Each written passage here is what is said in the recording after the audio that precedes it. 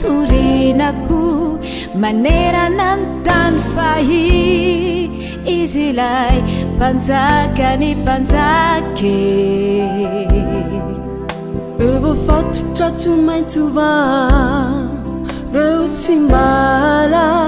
tsy maintsy lazaina fa Jesu lay mpamonjy tsy mandao aparitaka ny fahazavana otorinako manerana ny tany fahy izy ilay mpanjakany mpanjake reo fatotra tsy maintsy ova reo tsy malala tsy maintsy lazaina fa Jesu lay mpamonjy tsy mandao Jesu tono manafatra antsika mandeha tsy hipetraka fotsiny am-piangonanareo torio Jesosy ambarambara hoe tsy tonona ny anaram-piangonanareo fa ny anarany Jesu no akaoe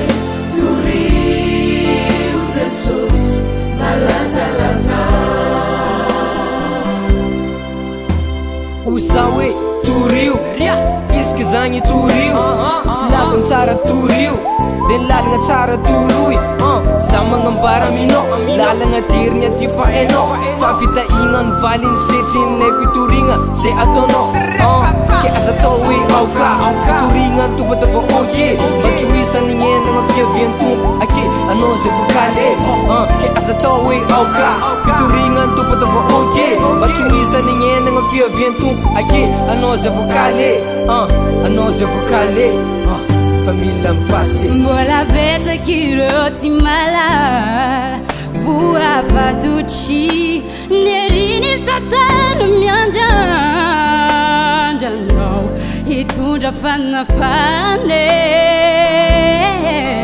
tany masy nitondra fazava reo tsy manan-kery zarao faefana fa izy lay mpamonjy tsy mandao Jesu tono manafatra antsika